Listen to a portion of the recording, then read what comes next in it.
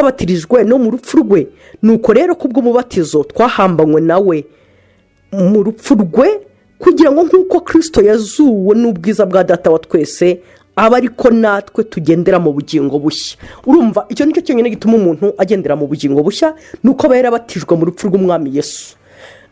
Ariko uwo mubatizo ndimo mvuga tukaba tubyumvise, ari nabyo rero Bibiliya ivuga ngo ni ukubyarwa. Yabisobanura mu magambo atandukanye, ikavuga ati ni ukubyarwa ubwa kabiri, ni ukubyarwa n'umwuka, ni ukubyarwa n'amazi. Amazi kayasobanura akaba ijambo, umwuka bikaza bikaba ijambo, kwizera umwami Yesu, noneho bikagira mu butumwa bwiza uzumva. Ubwo butumwa bwiza bukagukoropamo wowe wa kera, bukagukuramo isi y'iki gihe, hanyuma noneho hagasigaramo ubwo butumwa bwiza uwo murimo Yesu Kristo yakoze. Hanyuma wizera ukaba icyaremwe gishya, ukavuka ubwa kabiri, utabyawe n'imbuto ibora, utabyawe n'ubumuntu n'ubushake bwa so na nyoko, ahubwo byawe n'Imana nk'uko Imana yabishatse, nk'uko byanditswe bivuga. Ni ukuvuga ngo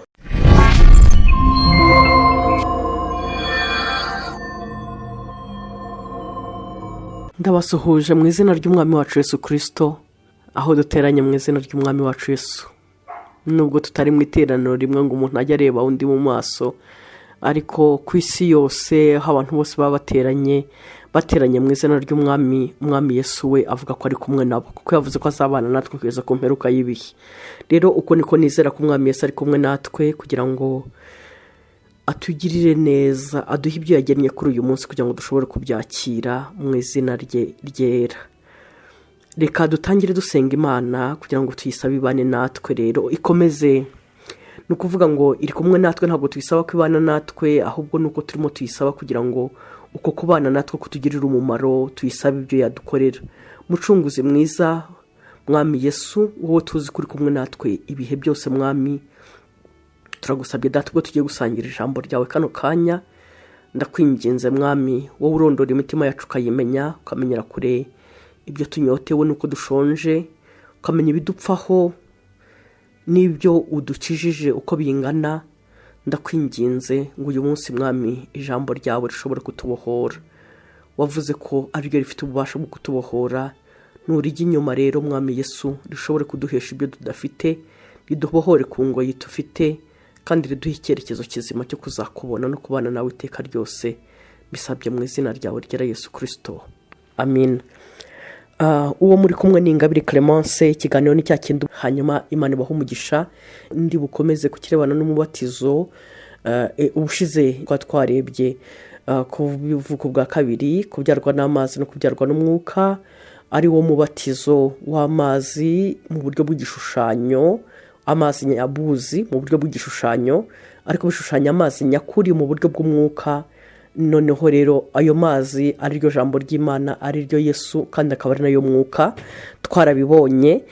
Hanyuma nababwiye ko uyu munsi turi burebe umubatizo wa Yohana n'umubatizo wa Yesu uko bitandukana, kuko ikibazo kibaza gutya ngo umubatizo wa Yohana wari uwuhe, utandukana gute n'uw'umwami Yesu. Bakimbaje bashingiye ku byakozwe n'intumwa igice cya 19, umurongo waho ni ukuva ku murongo wa mbere kugeza ku murongo wa 7. Haravuga ngo abigishwa ba Yohana umubatiza buzura umwuka wera. Apolo ari Korinto, Paulo anyura mu bihugu byo haruguru, asohora muri Efeso, asangayo abigishwa bamwe, arababaza ati, mwahawe umwuka wera ubwo mwatangiye kwizera? Baramusubiza bati, ntabwo twari twumva yuko umwuka wera yaje. Arababaza ati, mwabatijwe mubatizo ki? Baramusubiza bati, umubatizo wa Yohana. Paulo ati, Yohana yabatije umubatizo wo kwihana, abwira abantu kwizera uzaza hanyuma ye, ari we Yesu.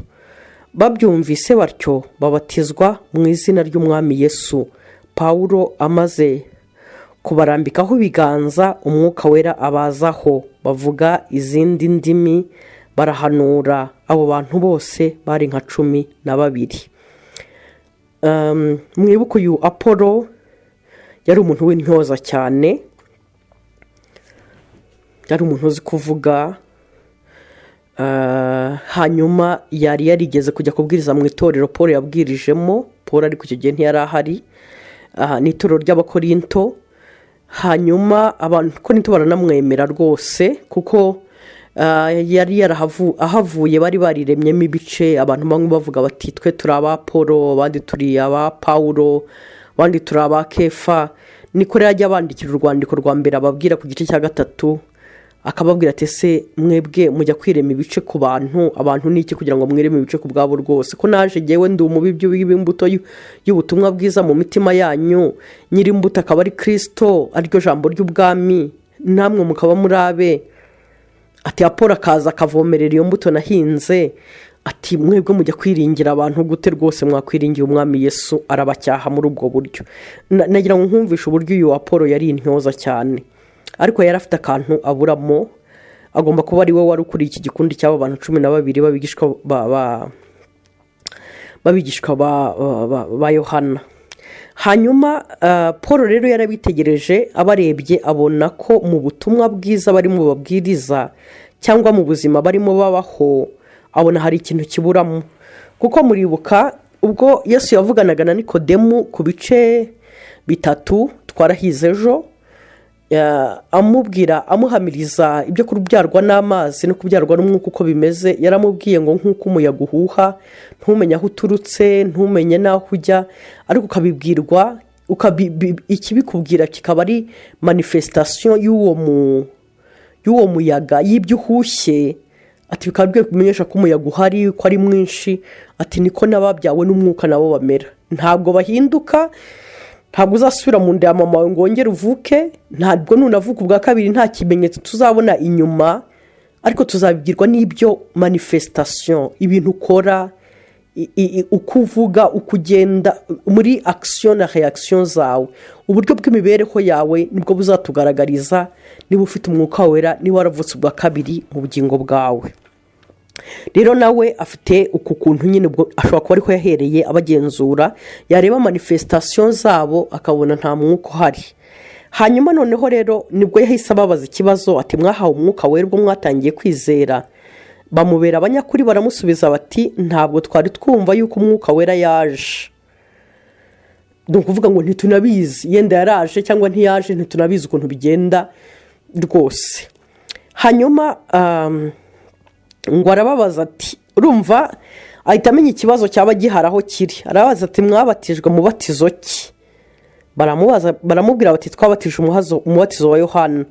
Hano ku murongo wa 4 abasobanura mu magambo make, twebwe hano tubifite mu magambo make cyane. Arababwira ngo Yohana yabatije umubatizo wo kwihana, abwira abantu kwizera uzaza hanyuma ye, ari we Yesu. Babyumvise batyo babatizwa mu izina ry'umwami Yesu. Pawulo amaze kubarambikaho ibiganza, umwuka wera abazaho, bavuga izindi ndimi, barahanura. Abo bantu bose bari nka 12. Urumva baramubwiye bati twabatije umubatizo wa Yohana. Paul arababwiye ati rero umubatizo wa Yohana yababwiraga ko mwizera uzaza, none murakizeye uzaza, kandi uzaza yaraje, kandi niwe ubatirisha umwuka wera n'umuriro. None ntabwo mugeze mu mwizera uwo nguwo, ntabwo mugeze mubatizwa muri we. Urumva yababwirije ubutumwa bwiza mu buryo burambuye. Turaje tubigarukeho mu kanya. Okay, reka tubanze turebe umubatizo wa Yohana n'umubatizo wa Yohana. Hari abantu bazi ko hari umuntu uherutse kumbaza kumbwira ko yabonye icyanditswe cy'uko Yesu yabatizaga. Tujya impaka yo tudakizwa n'ibyanditswe, byari bube birebire rwose. Okay, reka tubanze turebe kugira ngo tukureho impaka z'uko Yesu yaba hari umubatizo wundi nawe yaba yarabatije nk'uko Yohana yabatizaga, kuko umurongo umwe ushobora kukuyobya.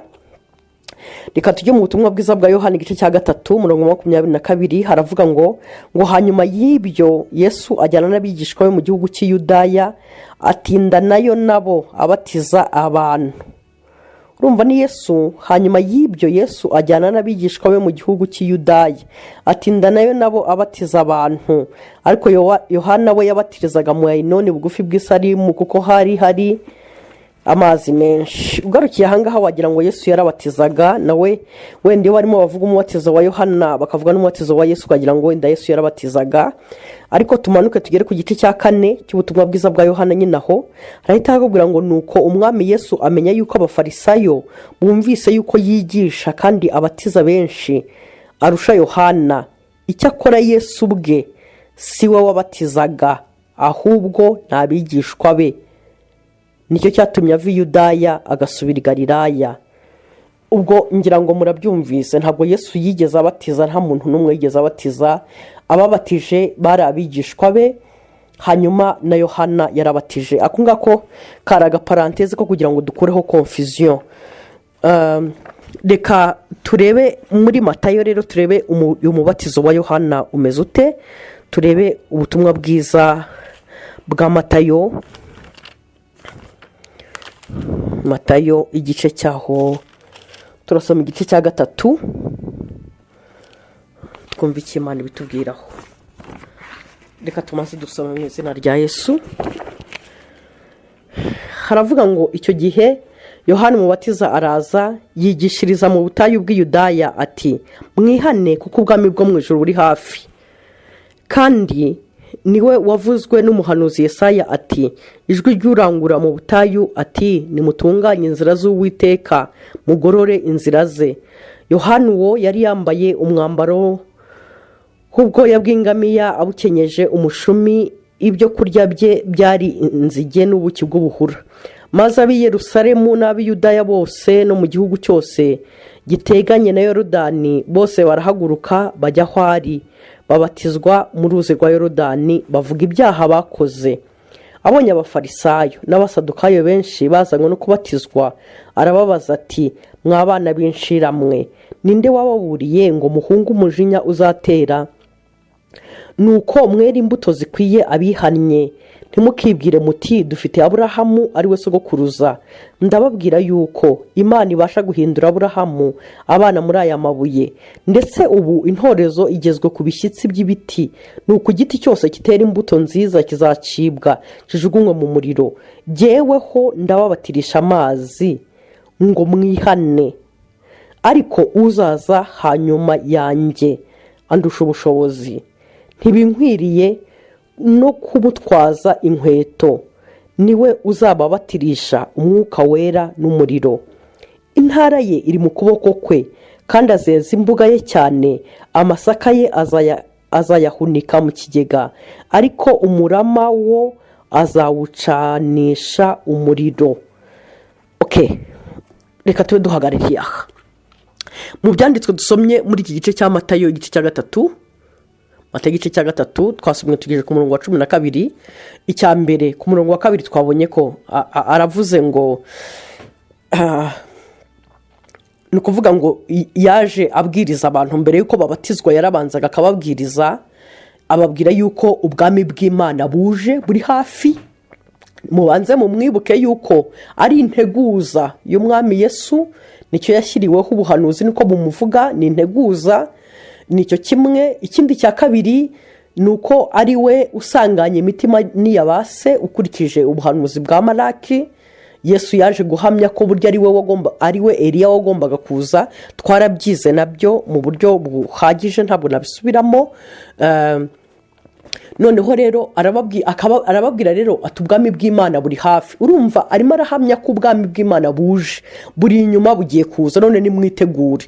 Ariko ubwami bw'Imana ntabwo buraza, ni kuvuga ngo ku gihe cye ntiburaza, ariko buri hafi. Abizeye rero ubutumwa bwe ni kuvuga ngo bari kuri waiting, bari bategereje ubwami bw'Imana ngo nibuza bazabwakire, ariko ubwo bwari butaraza. Hanyuma ikindi mu butumwa bwiza mu byo yavuze yuko ari ijwi ry'urangurura mu butayu. Ni ukuvuga ngo ubutayu ni hehe? Ubutayu Bibiliya ibivuga imitima yacu, kuko Imana ivuga ngo umuntu utiringira Uwiteka ngo ameze nk'igiti cy'inkokore giteye mu butayu Imana yivuga kwimura Uwiteka ko abantu ukuntu kuzaba kumeze ngo bazaba barabaye nk'ubutayu ariko Imana izabatembeshamo imigezi. Ibyo turabizi. Bibiliya yavuga Yesu ukuntu yaje mube batamwumva batamuzi, yavuga ntibanamwumve. Yesaya abihanura yaravuze ngo shami ngo yari ameze nk'igishyitsi cyumburira mu butaka bwumye. Voilà, mu butaka bwumye. Rero niko rero Yohana hanavuga ati jyewe ndi ijwi, hari umuntu urimo uvugira mu butayu, uvugira ushaka kuvugana nanjye mu mutima wanjye. Hanyuma Yohana akaba ijwi rye, yari ijwi rero ry'umwami Yesu rishaka kumuvugira muri iyo mitima yabaye ubutayu. Hanyuma ikindi, iyo usomye hano ku murongo wa 5, yabatirije nyine muri Yorodani, abantu bakagomba kuvuga ibyaha byabo kugira ngo bakizwe, bakihana ibyaha kugira ngo bategereze. Hanyuma akabasaba ko abihannye bera imbuto, bera imbuto z'uko kwihana. Hanyuma ikindi, aravuga ati njyewe ndimo ndababatirisha amazi ngo mwihane. Ubwo abo twiganye icyigisho cy'ejo barabyumva ko amazi yari ikimenyetso. Yohana yaje akorera mu kimenyetso kuko n'amazi ya Yorodani bagiyemo, ariko kandi umwami Yesu igihe we azaza nawe ari bubatize, turi bubyarwe n'amazi. Niko yabwiye Yohana, niko yabwiye Nikodemu, turi bubyarwe n'amazi n'umwuka, ariko atari Yorodani, atari muri pisine, atari amazi buze, amazi mugezi, ahubwo ari amazi nk'uko twayasobanuye ejo, ari iryo jambo ry'Imana cyangwa ari we Yesu himself. Hanyuma urumva rero Yohana arimo aratinda babatirisha amazi ngo mwihane, atari ko we uje ati we rero azababatirisha umwuka wera n'umuriro.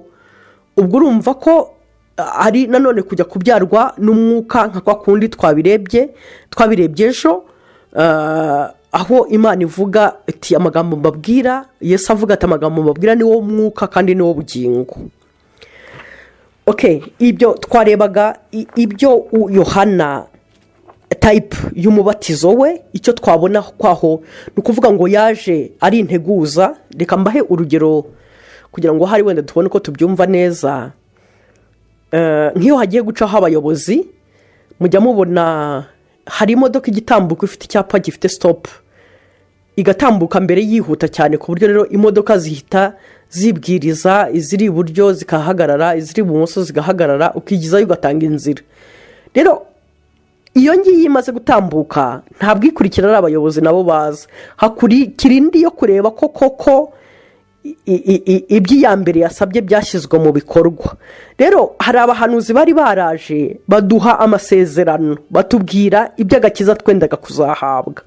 Yohana rero yaje nko kugira ngo arebe yuko nawe afite mesaje yuko koko Yesu agiye kuza, kugira ngo arebe ko ibintu byose biringaniye.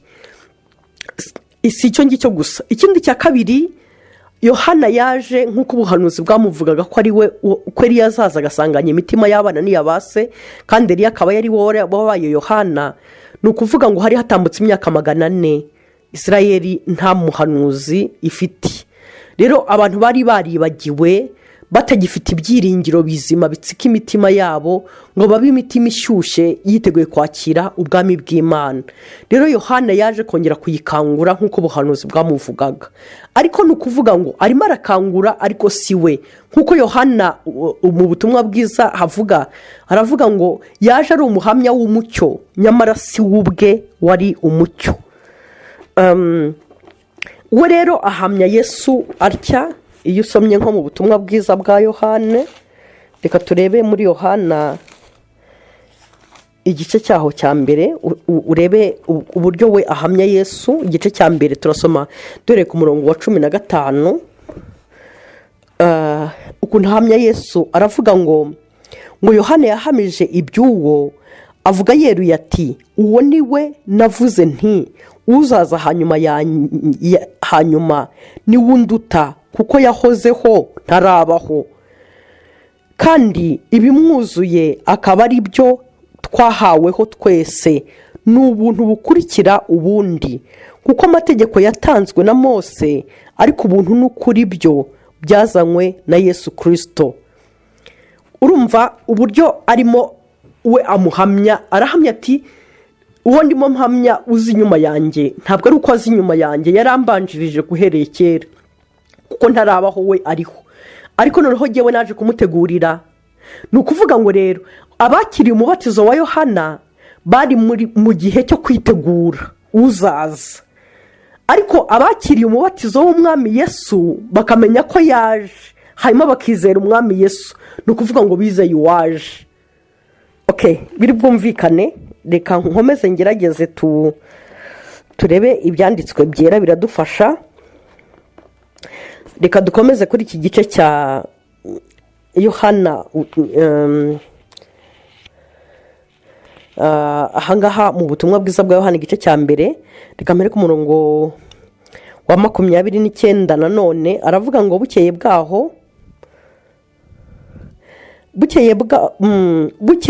bwaho abona Yesu aza aho ari, aravuga ati nguyu umwana w'intama w'Imana ukuraho ibyaha by'abari mu isi. Uyu niwe navuze nti nyuma yanjye hazaza umugabo unduta ubukuru, kuko yahozeho ntarabaho, icyakora sinari muzi, ariko kugira ngo yerekwe Abisirayeli nicyo cyatumye nza mbatirisha amazi.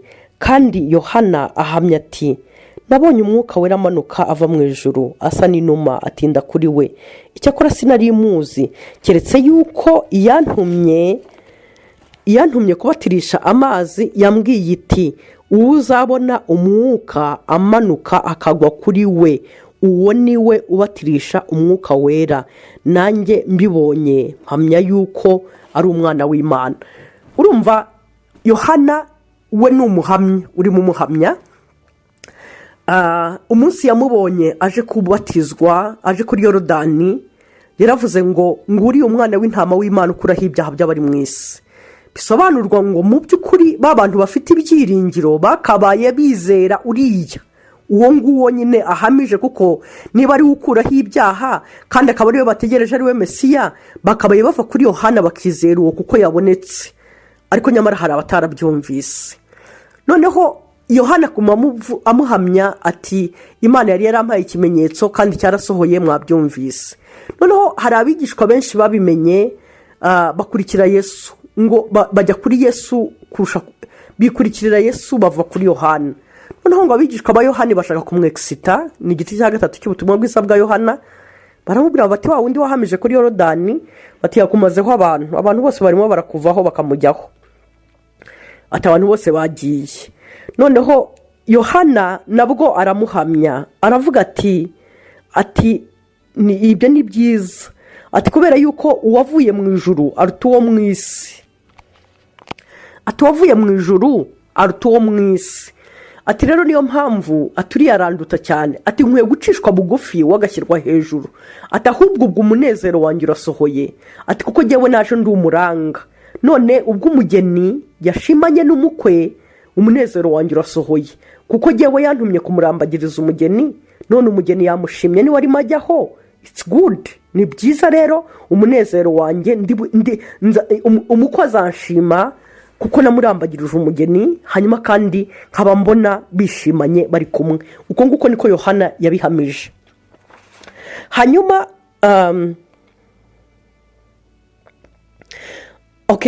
ni ukuvuga ngo uyu mubatizo wa Yohana ukaba we icyo yakoraga mu magambo makeya ari kugira ngo asubize abantu ku rufatiro rw'ibyo biringiye, bw'ibyo basekuruza biringiye. Ni ukuvuga ngo Yesu naza bamenye ko ari wa Mesiya, bamenye ko ari wa wundi wahuye na Aburahamu, bamenye ko ari we wa wundi kuva mu gitabo cy'Itangiriro Imana yasezeranije yuko urubyaro rw'umugore ruzaboneka.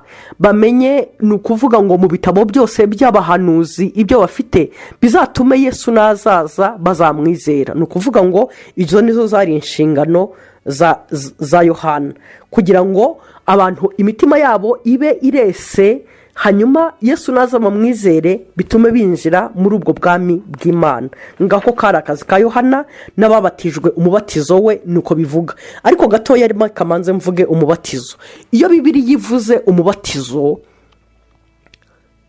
mwe kubyumva uburyo bwo kwinama mu mazi ni uburyo bw'imyumvire wumva ukemezwa wese. Hanyuma kuko nk'iyo Bibiliya itubwira ngo ntimuzi uko twebwe hariya mu Baroma mu gice cya 6 uhereye ku murongo wa 4 haravuga ngo ntimuzi uko twebwe ababatijwe twebwe abizeye umwami Yesu twabatijwe mu rupfu rwe. None se ubatizwa se mu rupfu rw'umuntu gute?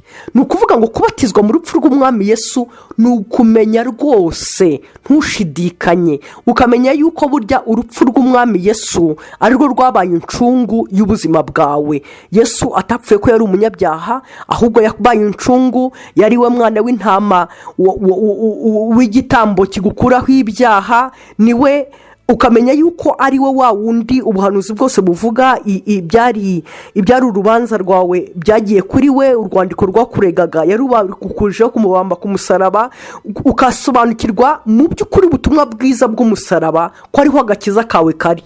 Ibyo rero kubisobanukirwa nibyo bisobanura ngo mwabatijwe, mwebwe abumvise ubutumwa bwiza ngo mwabatijwe mu rupfu rw'umwami Yesu. Urumva ntabwo ari ibintu byo kujya kumanura mu mazi ugashinga umutwe mu rupfu rw'umwami Yesu. Urumva ni ibintu bindi byaba bidasobanutse ushatse kubisobanura muri ubwo buryo.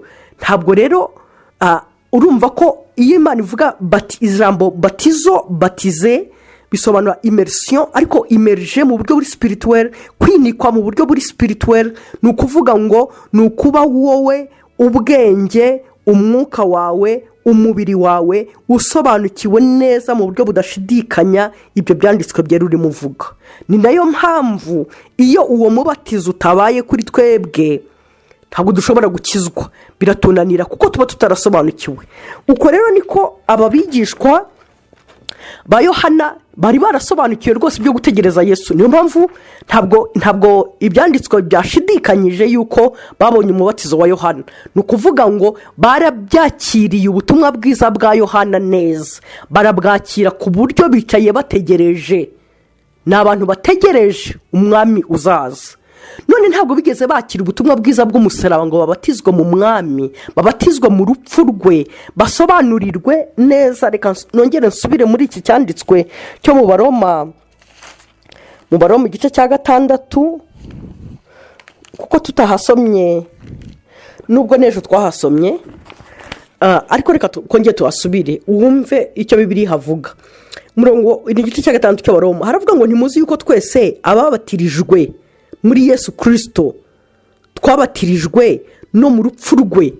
Urumva kubatizwa muri Yesu Kristo ntabwo ari ibintu byo muri Yorodani y'iwanyu, ntabwo ari iby'amazi bagiye kumanukamo, ahubwo kubatizwa muri Yesu ni ukuvuga ngo wowe ubwenge bwawe, umwuka wawe, umubiri wawe, wowe wese wumvise Yesu, noneho bisa nkaho winamenye muri uko kuri, urabimenye.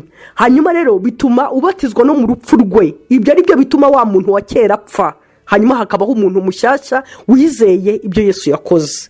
Nibyo rero asobanura hano ati ntimuzi yuko twese ababatirijwe muri Yesu Kristo twabatirijwe no mu rupfu rwe. Nuko rero kubw'umubatizo twahambanywe nawe mu rupfu rwe, kugira ngo nk'uko Kristo yazuwe n'ubwiza bwa Data wa twese aba ariko natwe tugendera mu bugingo bushya. Urumva icyo nicyo cyonyine gituma umuntu agendera mu bugingo bushya, nuko aba yarabatijwe mu rupfu rw'umwami Yesu.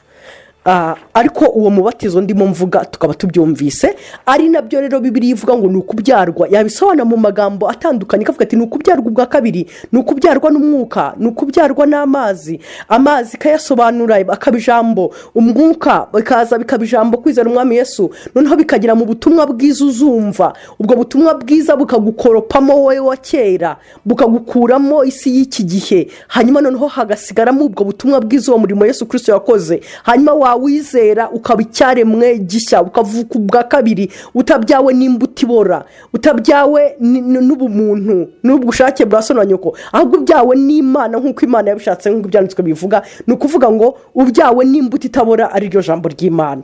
Murumva yuko ni ibintu biri spirituel, ntabwo ari ibintu ni mu mwuka, ni ibintu biri mu mwuka, ntabwo ari ibintu byo mu mubiri. Hanyuma noneho rero Paul icyo yahise abwira bano bigishwa amaze kumenya yuko ngo batizeye amaze kumenya ko umubatizo babatijwe ari uwa Yohana, kuko abantu bamwe dufite iki cyanditswe cyateye kisa nkaho cyateye impaka nyinshi. Abantu bamwe barahinduye, aho kugira ngo babatize mu izina rya Data na Mwana na Roho Mutagatifu, noneho barahindura, baravuga bati noneho tuzajya tubatiza mu izina rya Yesu gusa, nibwo tuzaba tufite umubatizo muzima. Noneho umuntu bamwinika mu mazi bakamumanura, turakubatije mu izina rya Yesu.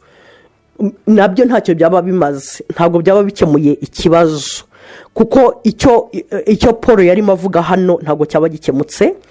Umva uko yahise ababwira, yarababwiye ngo umubatizo wa Yohana, ngo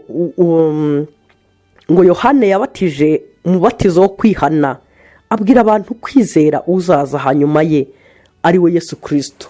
Yohana ubwe yaramuhamyaga, Yohana ubwe yaramwizeraga, hanyuma aravuga ati undi inyuma ntabwo nkwiye no gufungura udushumi tw'inkweto ze. Uwo nguwo jyewe ndimo ndababatirisha amazi kugira ngo mwebwe mwihane ibyaha, ariko ni ukuvuga ngo jyewe ndimo ndabatiza mu buryo bw'igishushanyo nkabamanura mu mazi, ariko we naza ni mu mwuka, arababatirisha umwuka wera n'umuriro. Nyamara nta nubwo tunabona Yesu aje, ni ukuvuga ngo ntabwo yigeze, uwo muriro ntawo twabonye uwo munsi. Ariko umuriro, ni ukuvuga icyo ndimo mvuga ni umuriro waka ntawo twabonye awinjizamo abantu, ariko yatangiye kubwiriza ubutumwa bwiza, atangira kubabwiriza ubutumwa, amagambo y'ubwami. Nubwo igihe cyo gucungurwa kuko cyari kitaragera, ni ukuvuga ngo Yesu yari atarahabwa ubwiza bwe, ariko igihe Yesu yahawe ubwiza byabaye nko guflashinga kuri mind yabo, bituma ya magambo yose yababwiye bahita bayibuka, hanyuma agakiza gahita karasohora mu mitima yabo, kuko bamenye ko ari we wa wundi burya bari bategereje. Uko rero niko Paul hano nawe yahise ababwira. Bibiliya iravuga ngo ababwira nyine yuko Paul yabwiye abantu kwizera uzaza hanyuma yari we Yesu Kristo.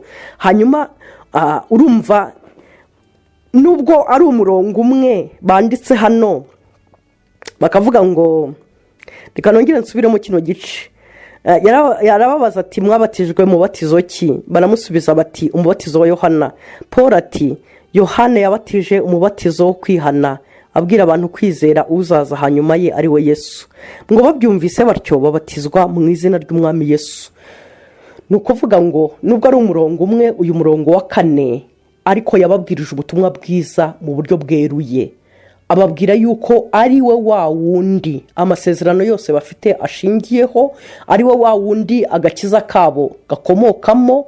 Ababwira yuko rero kumwakira bisobanura ni ukuvuga ngo kwinjira mu bwami bwe ari ukumenya ko ari we. C'est juste kumenya ko ari we. Nimwibuke Yesu yaravuze, abantu bamubwiye bati tugira imirimo y'Imana ngo tuyikore. Ati nta yindi mirimo y'Imana, nuko mwizera uwo yatumye. Ni ukuvuga ngo uyu murimo turimo tuvuga wo kubatizwa cyangwa no kuba icyaremwe gishya, bigora umuntu iyo ashaka kwibaza ko ari bube icyaremwe gishya kandi atazi.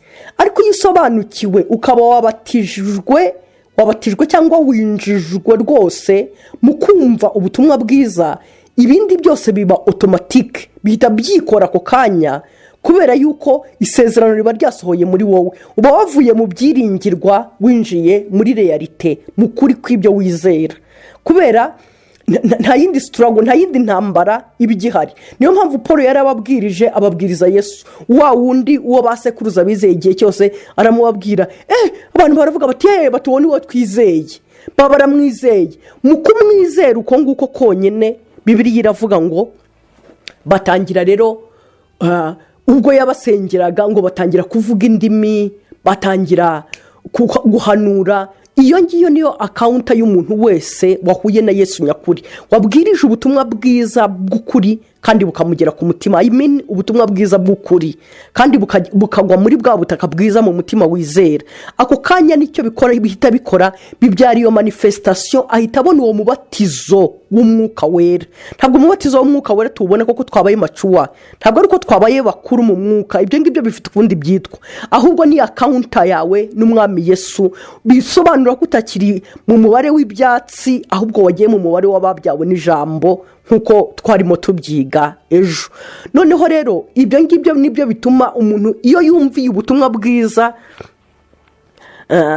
mbivuga biragoye kubivuga kuko abantu generation dufite iki gihe baba ari abantu bakiriye ubutumwa bwiza ariko babwakiriye mu ntege nke z'idini ryangiritse, ririmo ryirukanka ku mafaranga, ritagifite ubutumwa bwiza bw'umwimerere, ridafite umuriro ushyushye, umuriro wa Pentecote. Bigatuma rero nabo babyara nabo bameze nabi, nabo bakavukana intege nke ziri hasi cyane z'abababyaje ubutumwa bwiza.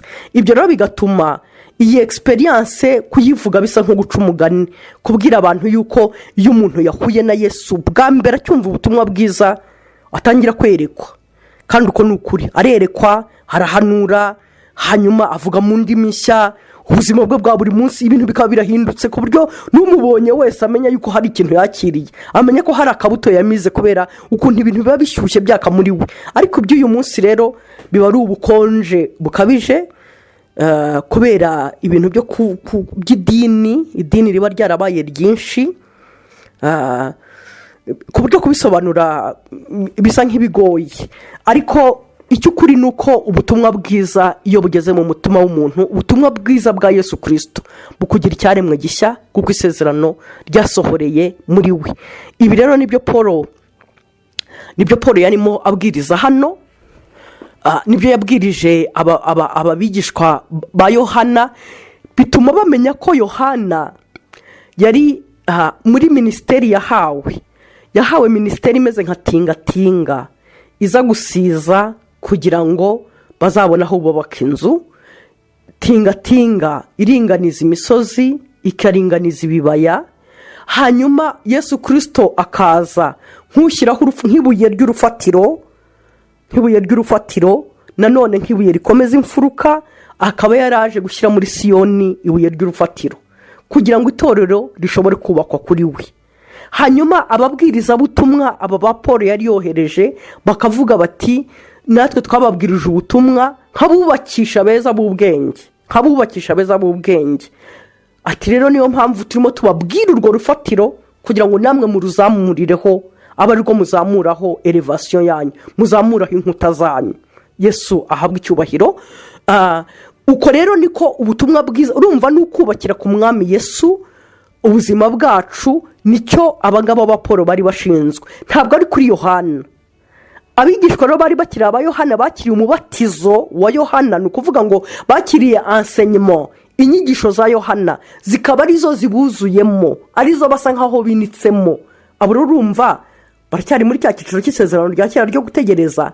Ariko uwumvise ubutumwa bwiza bw'umwami Yesu akabubatizwamo, akaba ari bwo bumwuzuye bumugendagenda amasa nkaho abwinitsemo, uwo nguwo rero nawe yamaze gushyikira ibyasezeranyijwe, yakiriye umwuka wera, yakiriye isezerano. Uko rero niko ubuzima bwe buba buhindutse, manifestation uhita uzibona ku kanya nk'uko ibyanditswe bivuga. Niyo mpamvu batangiye guhanura, batangira kwerekwa, batangira kuvuga izindi ndimi. Ntabwo ari experience yabo yonyine, nk'abantu bagiye babyazwa ubutumwa bwiza ahantu ho mu mbaraga, mu byumba by'amasengesho byiza, mu itorero rizima ry'imbaraga. Ibyo ngibyo ndimo mvuga barabizi. Ariko rero abantu bose baba mu denomination y'intege nke bazi ko ari ibintu bigendana no kwatura mwami Yesu ndakwakiriye, ukagenda ukazategereza, ukashobora no kuzapfa utamenye n'umwuka wera yaraje. Ibyo rero biterwa n'ubutumwa uba warakiriye ukuntu bumeze. Imana idufashe kugira ngo ituyobore, iduhishurire, itwigishe. Murakoze. Nuko nabisobanura, ariko utabyumvise neza wazasubira ukambaza, nta kibazo. Yesu abaha umugisha. Reka dusoze. Mwami mucunguzi wanjye, ndagusaba mwami kugira ngo ijambo ryawe rihishure muri twe, dushobore kuribatizwamo, bidutere kubatizwa mu rupfu rwawe, kugira ngo dushobore kubaho umuzuko wawe. Mbigusabye mu izina ryawe ryera Yesu, amen. Amen. Amen. Amen. Amen.